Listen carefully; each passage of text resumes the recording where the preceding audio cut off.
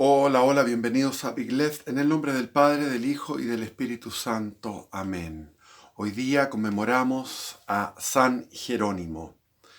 Tanto me gusta este santo y su nombre que tengo un hijo que se llama Jerónimo, mi segundo hijo. El primero le iba a poner Ignacio, pero mi mujer me dijo, no, es que tengo un hermano Ignacio, que esto, que lo otro, había tenido que parece un pololo Ignacio, no me acuerdo muy bien. Pero entonces me dijo, no, Ignacio por ningún motivo. Yo quería Ignacio porque Ignacio de Loyola, el 31 de julio, me encanta Ignacio de Loyola. Tengo un video en este canal sobre Ignacio de Loyola, su vida. Y después era Jerónimo, entonces, bueno, Jerónimo no hubo ningún problema y ni siquiera sabíamos el sexo del feto, no teníamos idea si iba a ser o mujer o hombre, pero yo quería de todas maneras, dije no, va a ser hombre y se va a llamar Jerónimo, porque me gustaba mucho. Y así el primer hijo le pusimos Sebastián, pero yo le dije mejor Juan Sebastián porque me gustaba Juan Sebastián Bach, el músico. Entonces por eso le pusimos Juan Sebastián a mi hijo mayor. Después el segundo le pusimos Jerónimo. Ahora, Jerónimo es un santo muy importante y deberían escucharme los evangélicos porque este santo es el santo de las Sagradas Escrituras. Y el evangélico tiene mucha pasión por las Sagradas Escrituras, mucha dedicación y vamos por él. Jerónimo nace en la mitad, en el 340 más o menos, la mitad del siglo IV. El siglo IV son todos los 300 y algo. Hay que entender que ya había estado en el gobierno del Imperio Romano Constantino y se había dado el edicto perdón, todo es con mil, ¿no? En el 313. En el año 313 se dio el edicto, creo que el edicto de Milán se llamaba, no me acuerdo, donde se dio la libertad religiosa y se permitió al cristianismo existir como una religión. Incluso se declaró religión oficial. Entonces, el cristianismo dejó de ser un cristianismo perseguido.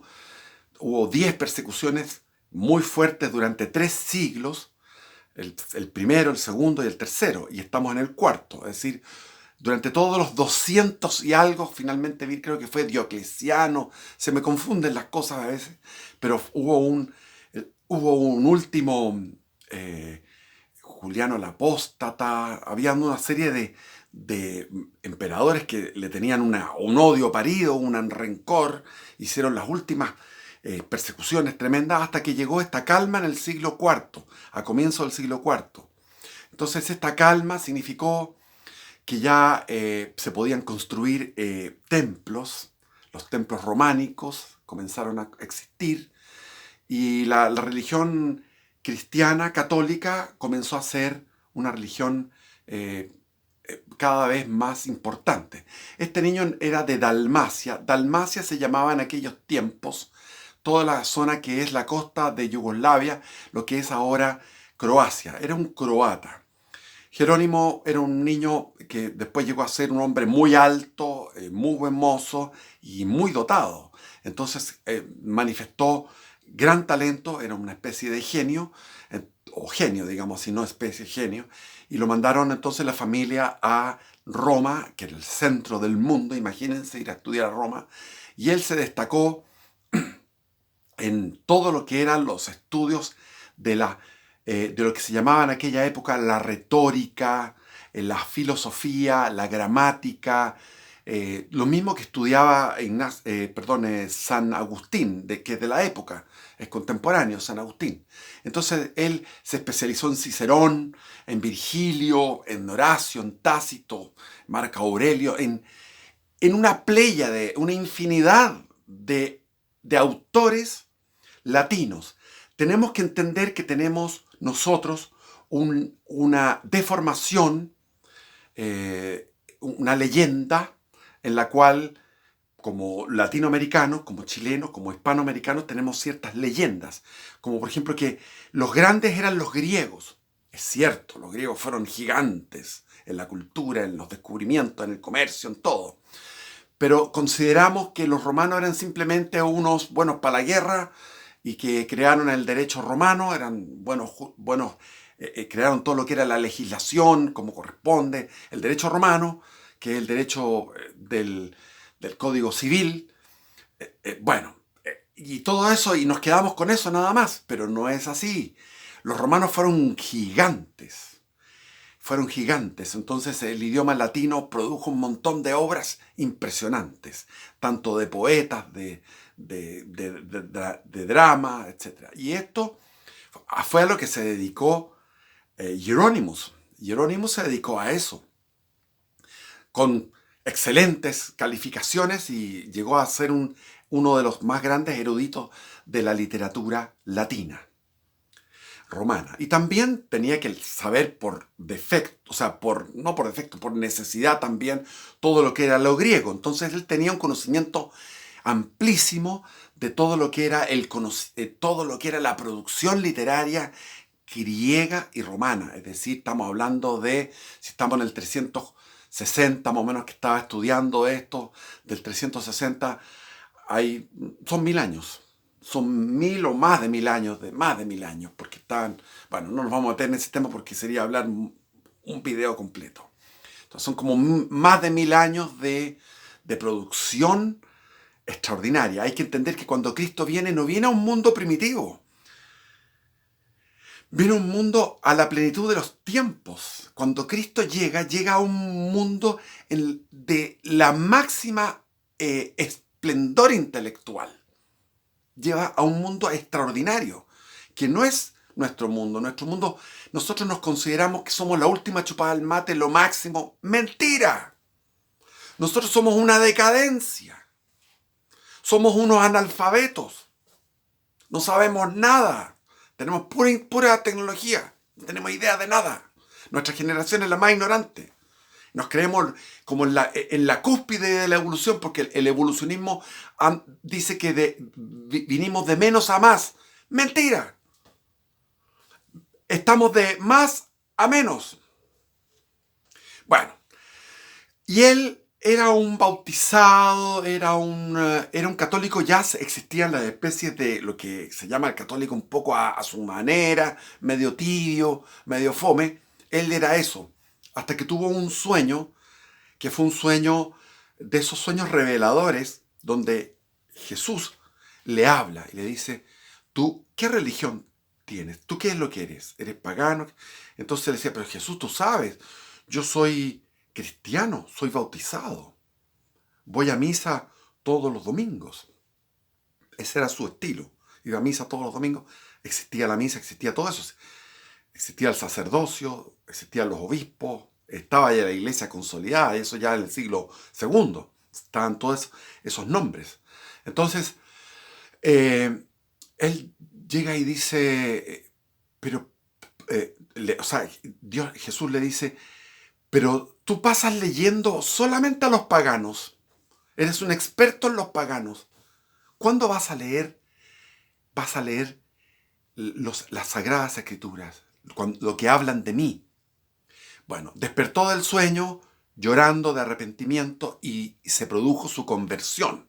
La conversión de él fue irse a la Siria, donde era de moda, cerca de Antioquía. Acuérdense que Antioquía fue la iglesia empezó en Jerusalén con Pentecostés, y después siguió en Antioquía, y de Antioquía se trasladó a Roma y también a Alejandría. Son ciudades de muchísima tradición. En Antioquía estuvo Pablo de Tarso, San Pablo. Entonces, bueno, fue a Antioquía, pero ahí buscó el desierto de Siria, y en el desierto se dedicó a la penitencia rigurosa, pero no se le iban las tentaciones carnales, las tentaciones se imaginaba en medio del calor, en las fiestas, en Roma, en las fiestas de Roma, con las minas, con las mujeres preciosas, y se le venía la excitación sexual. Es la típica cuestión que se les mantiene a estos hombres jóvenes, que eran gallos jóvenes de 20 y tantos años, con su virilidad a tope, y habiendo tenido experiencias. Entonces eso, lo mismo le había pasado a San Antonio de Egipto, el fundador de los monjes de la vida monacal. A San Benito también le pasó lo mismo. O sea, a todo esto le venían esas tentaciones de tipo carnales, porque los tipos estaban en el mejor momento de su vida y tenían unas ganas tremendas de tener actividad sexual. Bueno, finalmente él comprendió que era una lucha fracasada, se sintió fracasado de ser un asceta, un riguroso, y volvió a Roma y entendió que su vida, o sea, cuando estabas en el desierto se te incrementa la tentación.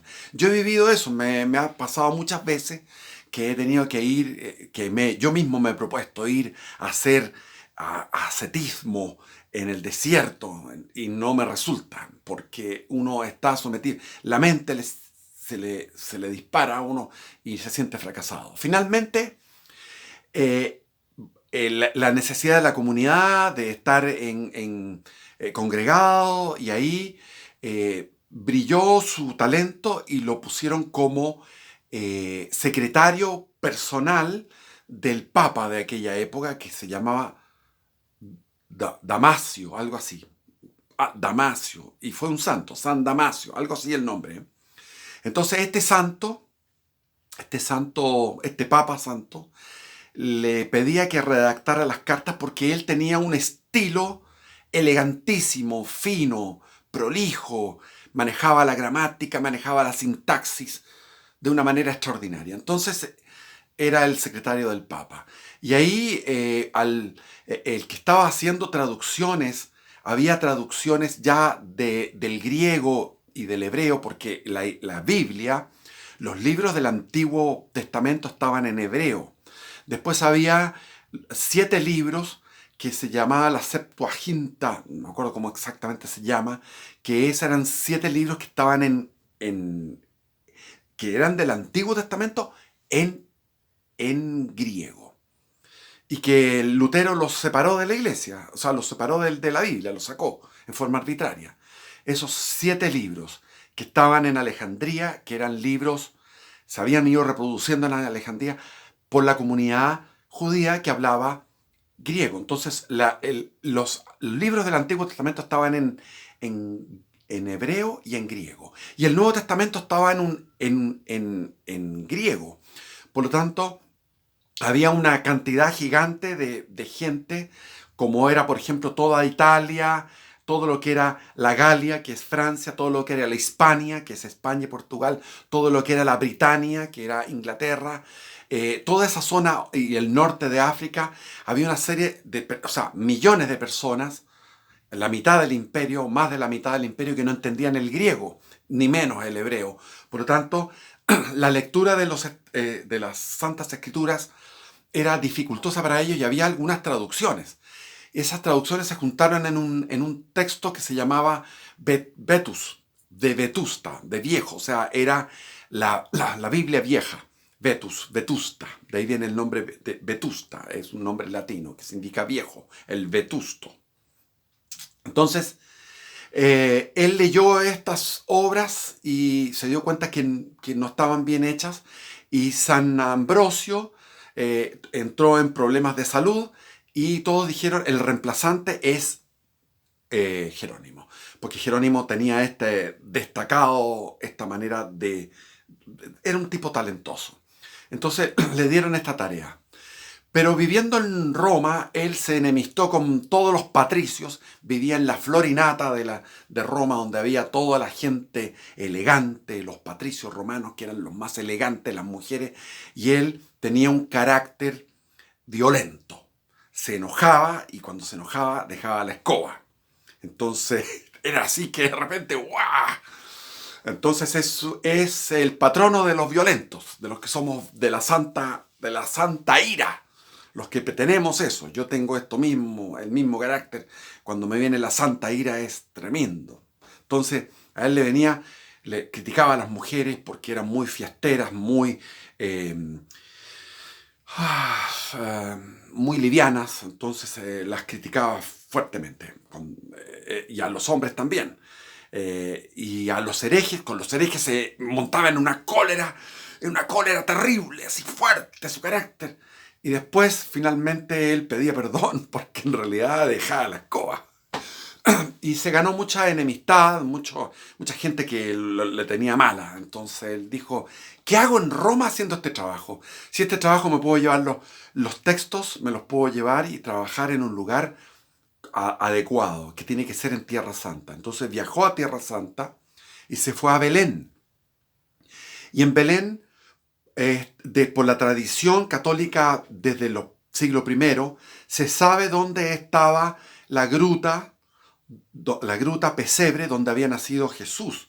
Entonces él se puso ahí y era muy humilde, dijo: no voy a quedarme a vivir aquí mismo, y se buscó al lado, o sea, estamos hablando 50, 100 metros después había otra gruta, y en esa otra gruta él se sometió a rigurosas penitencias, abstinencias de todo tipo, ayunos, mortificaciones, y las mujeres que él recriminaba en Roma, que eran todas patricias de grandes acaudaladas, vendieron sus propiedades y lo siguieron.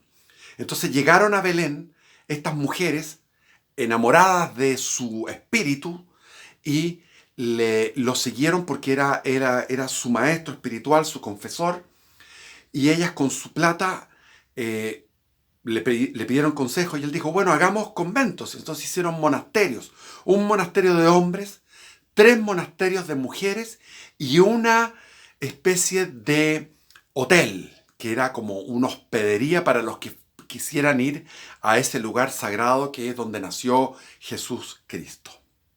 Entonces, se dedicó ahí, estuvo sus últimos 35 años dedicado exclusivamente a la traducción de los textos hebreos y griegos de la Biblia.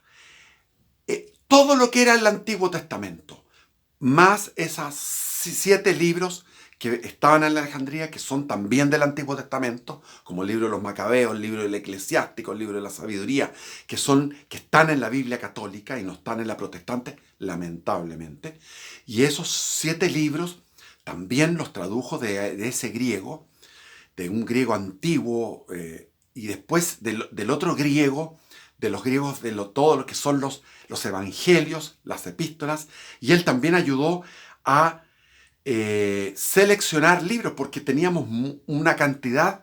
Hay que entender que de evangelios hay como, no sé, por poner una cifra, por lo menos unos 20 evangelios. Y las epístolas de Pablo fueron como un centenar de epístolas. Y tenemos, ¿cuántas? Son como 14 las seleccionadas. Entonces ayudó a la conformación de esta Biblia. Y la Biblia tiene su sello de su traducción y se le llamó la Biblia Vulgata. Vulgata con V corta, porque Vulgata viene de vulgo. Vulgo significa pueblo. Entonces es una Biblia que está hecha para ser entendida por todo el pueblo de todo el imperio. Y esta Biblia fue la Biblia oficial del catolicismo hasta entrando el siglo XX. Es decir, una cantidad de siglos gigantesca. Ahora, la Iglesia después cometió un error o un pecado, como ustedes quieran llamarlo, que no fue después adaptando la Biblia a las lenguas vernáculas, a las lenguas originales. O sea, porque en esa época en Hispania se hablaba latín, pero después se llegó a hablar un español antiguo y finalmente se llegó al español y el portugués y el gallego y el catalán, y después en la Galia después llegaron los francos, los bárbaros francos alemanes, que eran germánicos, digamos, y esos bárbaros hicieron un mundo, hicieron un primer país, que fue el primer país católico, Francia, y de ahí después llegó a emerger el francés antiguo. Bueno, se mantuvo la Biblia en latín, y se mantuvo todo en latín, lo que me parece correcto desde el punto de vista de la liturgia, porque el latín es una lengua que tiene efectos exorcistas. Hay 3 lenguas sagradas, las que estaban en la cruz de Cristo, que es el hebreo, el griego y el latín. Esas 3 lenguas son las que estaban en la cruz de Cristo, que decían: este es el rey de los judíos. Y esas 3 lenguas tienen poder de exorcizar. Entonces la Iglesia Católica, al hacer la liturgia sin el latín, perdió poder de exorcizar a los demonios que andan dando vueltas por todos lados. Entonces, pero sí era necesario, a mi juicio, que, que la Biblia fuera traducida a las lenguas vernáculas, y eso fue un aporte del hereje Lutero. Por tanto, después hubo un movimiento dentro de la iglesia por la traducción a lenguas originales, lenguas nativas, vernáculas. Y eso tuvo un éxito a comienzos del siglo XX, y empezaron a imprimirse Biblias en los idiomas que corresponden, como debe ser. Lamentablemente estuvo la Biblia secuestrada por la iglesia, y eso fue un mal muy grande, porque llevó a lo que pasó, a la Reforma Protestante. Entonces, esa es la importancia de Jerónimo. Jerónimo tenía a todas estas mujeres que le ayudaban, le llevaban la tinta, le llevaban las plumas, le llevaban los pergaminos o los papeles, no sé qué usaría, realmente no me acuerdo, pergaminos de Narciso, le llevaban las lecturas, y él se dedicaba exclusivamente, la comida, le llevaban la comida, y él en su gruta se dedicaba exclusivamente a la traducción de la Biblia, con una meticulosidad tan extraordinaria que llegó desde la letra A, o sea, desde la primera frase, desde el primer versículo hasta el último, desde el hágase la luz hasta el último versículo del Apocalipsis. Y él tuvo después en una natividad ¿Cuánto llevo? Ya. En la natividad, cuando se celebraba la fiesta de la Navidad, en el mismo Belén llegaban peregrinos, todos celebraron, y él se quedó solo en oración. En la gruta, en la noche, se quedó solo en oración y tuvo una visión. Se le apareció Jesús en forma de niño. Entonces, en esa visión, el niño le dijo: quiero que me regales algo para mi cumpleaños. Y él le dijo: bueno, yo te he regalado, perdóname, Señor, pero yo te he regalado todo. Tenía plata que gané cuando era profesor de la universidad, qué sé yo, doné esa plata, después te he dado mi tiempo, estoy todo el tiempo dedicado a ti, te regalo toda esta obra que estoy haciendo, que es la traducción de la Biblia, te regalo esto, te he regalado todo. ¿Qué más quieres si no tengo más que regalarte? Te regalo mi intelecto, te regalo mi voluntad, te regalo mi tiempo, te regalo todo. Y Jesús le dijo: no es el regalo que más me importa. Lo que me interesa es que tú me regales lo que es más tuyo, porque todo lo demás te lo he dado yo. ¿Qué es lo más mío? Tu pecado. Regálame tu pecado. Y se largó a llorar en un éxtasis de amor a Dios tan grande que le dijo: es verdad, lo más propio mío es el pecado. Y eso es lo que nos pasa a nosotros. ¿Qué es lo más propio que tenemos nosotros? ¿Qué es lo más propio mío? Es mi pecado. Eso es lo más propio. Eso es lo que le pidió Jesús, que le regalara lo más propio, el pecado. Y Jerónimo es un ejemplo de amor a las Sagradas Escrituras, de dedicación a las Sagradas Escrituras, de amor a Dios, porque Dios es belleza infinita. Cuando uno está mirando un paisaje, ese paisaje nos llena de belleza y nos embriaga, nos vuela, nos pone como si hubiéramos tomado un narcótico, sin haber tomado ninguna droga. La naturaleza nos droga, nos vuela. Cuando vemos el sol reflejarse sobre el mar con esas cientos de luminosidades centellantes, cuando sentimos esa brisa, cuando sentimos los árboles, la vastedad de la belleza de la naturaleza, o la belleza de un huevo, el milagro de un huevo que va a transformarse después en un pollito. ¿Qué es eso? Es una maravilla. ¿Cómo vamos a entender eso? Todo, el nacimiento de una criatura, cómo va creciendo una criatura, cómo va aprendiendo, etcétera, etcétera. La belleza. Yo tengo una nieta que es tan hermosa que cuando la veo digo: ¿cómo será la belleza de Dios? El amor a Dios, el primer mandamiento, que a través de ese mandamiento tenemos todos los demás mandamientos cumplidos. Porque no es válido el amor al prójimo sin el amor a Dios. Cuando uno ama al prójimo y está dando donaciones a ONGs, como lo hace un masón que conozco yo, un masón grado 33, él hace donaciones y hace cheques a ONGs que se dedican a traer inmigrantes a Chile. Ese hombre se siente que está haciendo el bien, porque está haciendo el bien a los demás, según su criterio.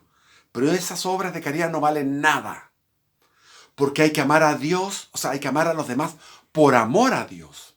Amar a los demás por amor a Dios. Entonces, San Jerónimo es un tremendo santo.